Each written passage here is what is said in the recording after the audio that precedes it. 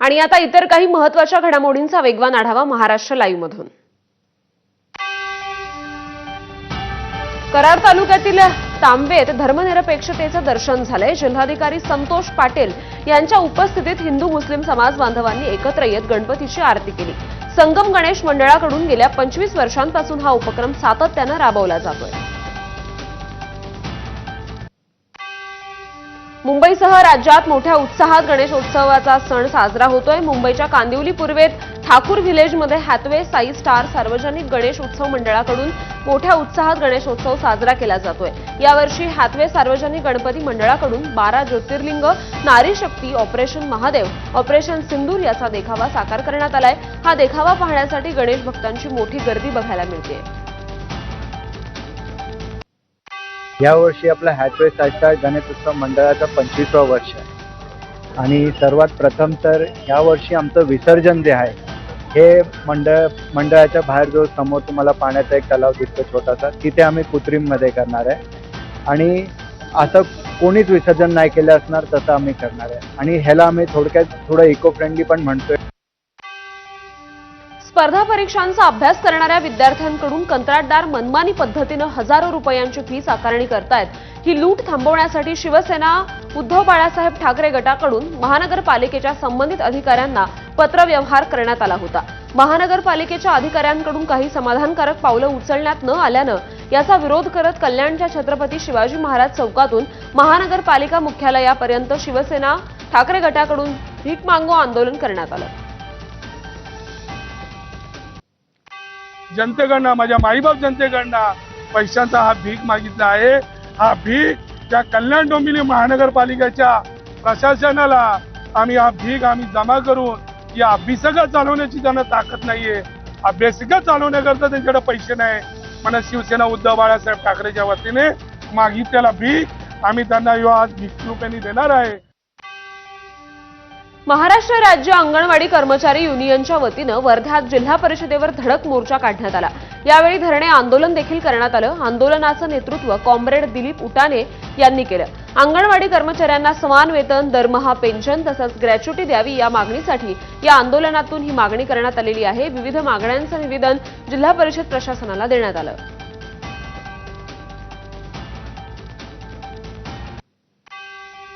भारतीय क्रिकेटपटू रवींद्र जडेजाची पत्नी आणि भाजप आमदार रिवाबा जडेजाचा एक व्हिडिओ सोशल मीडियावर सध्या व्हायरल झालाय।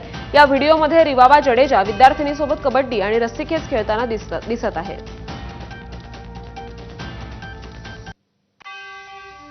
समाज कल्याण विभागातर्फे राज्यभरात चालवल्या जाणाऱ्या 55 शासकीय वसतिगृहातील विद्यार्थी क्षमता आता वाढवण्यात आली आहे। त्यानुसार राज्यभरात 1295 जागा वाढवण्यात आल्या असून जागा वाढवल्यामुळे आता अधिक विद्यार्थ्यांना वसतिगृह उपलब्ध होऊ शकणार आहे।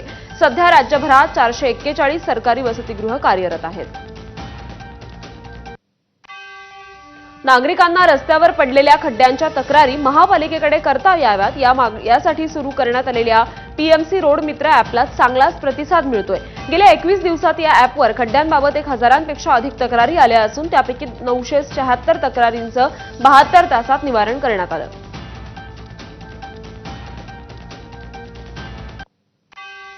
गणेशोत्सवासाठी महापालिकेने विविध सोयी सुविधा उपलब्ध केल्या असून येत्या 6 सप्टेंबर रोजी अनंत चतुर्दशी दिनी होणाऱ्या विसर्जनासाठी देखील महापालिका सज्ज झाली आहे। विसर्जन स्थळी प्रथमोपचार केंद्रांसह रुग्णवाहिका, क्रेन्स, नियंत्रण कक्ष, जर्मन तराफे, तात्पुरती शौचालय, फ्लड लाईट, सर्च लाईट आदी विविध सुविधा उपलब्ध करून देण्यात आल्या आहेत।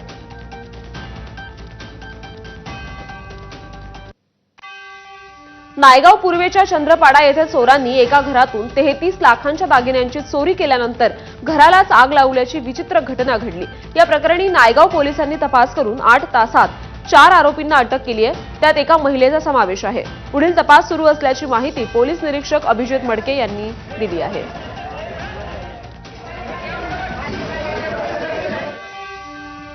गौरी गणपतीचं विसर्जन करून कोकणातून परतीचा प्रवास करणाऱ्या प्रवाशांसाठी चिपळूण ते पनवेल अनारक्षित विशेष रेल्वेगाडी चालवण्यात येईल।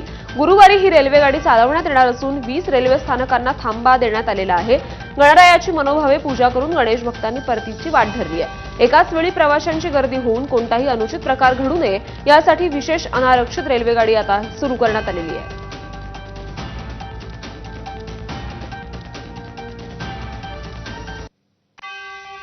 धारदार शस्त्रानं वार करून एका युवकाचा अज्ञात आरोपीनं खून केल्याची घटना गोंदिया तालुक्यातील रायपूर गाव शिवारातील रायपूर सलाईटोला मार्गावर उघडकीस आली आहे. हनस लाल पाचे असं मृताचं नाव आहे. या प्रकरणी आरोपी अज्ञात असून त्याच्या शोधासाठी 3 पथकं नेमण्यात आली आहेत. म्हाडाच्या मुंबई मंडळानं चेंबूरमधील टिळक नगर येथे नवीन 144 घरं बांधण्याचा निर्णय घेतलाय. 19 मजली इमारतीत ही घरं असणार असून या इमारतीचं भूमिपूजन आज गुरुवारी होणार आहे. या इमारतीत अल्प गटासाठी 74 तर मध्यम गटासाठी 70 घरं असतील. भूमिपूजनानंतर घरांच्या बांधकामाला सुरुवात करून 2.5 ते 3 वर्षात घरांचं बांधकाम पूर्ण करण्याचं मुंबई मंडळाचं नियोजन आहे. त्यामुळे म्हाडाच्या माध्यमातून चेंबूरमध्ये हक्काच्या घराचं स्वप्न पूर्ण करण्याची संधी इच्छुकांना येत्या काळात उपलब्ध होईल. विद्यमान 2025च्या पहिल्या 6 महिन्यात सोन्याच्या किमती 33% वाढल्या असून नजीकच्या काळातील भावातील तेजीच भविष्यवेध घेणाऱ्या एका संशोधन अहवालानं आणखी उच्चांकी भरारीचे अंदाज वर्तवलेत. डॉलरच्या तुलनेत घसरते रुपयांचे विनिमय मूल्य आणि अमेरिकी मध्यवर्ती बँक असलेल्या फेडरल रिझर्व्हच्या पतधोरणात नरमाईच्या अपेक्षांनी सोन्याच्या आंतरराष्ट्रीय किमती कडाडण्याची शक्यता आहे.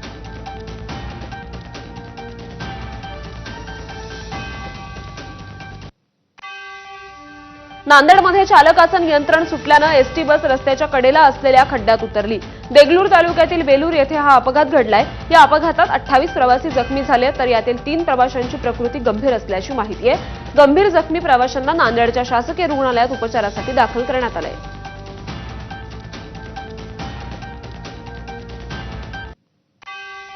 नांदेडमधून अपघाताची दुसरी घटना समोर येते. नांदेडच्या भोकर तालुक्यातील पाळज येथील प्रसिद्ध असलेल्या गणपतीचं दर्शन घेऊन परत जाणारी एक कार उभ्या असलेल्या ट्रकवर आदळली. या भीषण अपघातात 3घांचा जागीच मृत्यू झालाय. मृत्यू झालेले सर्व तेलंगणाच्या निजामाबाद जिल्ह्यातील बोधर येथील रहिवासी आहेत. सोलापूर हैदराबाद राष्ट्रीय महामार्गावर बस आणि ट्रकचा भीषण अपघात झाला. सोलापूर जिल्ह्यातील बोरामणी गावाजवळ ही घटना घडली आहे. बिदरहून पंढरपूरकडे येणाऱ्या बसला ट्रकनं धडक दिली. या अपघातात 16 प्रवासी जखमी झाले असून यातील 6 जणांची प्रकृती गंभीर असल्याची प्राथमिक माहिती आहे. सर्व प्रवाशांवर सोलापूरच्या रुग्णालयात उपचार सुरू आहेत.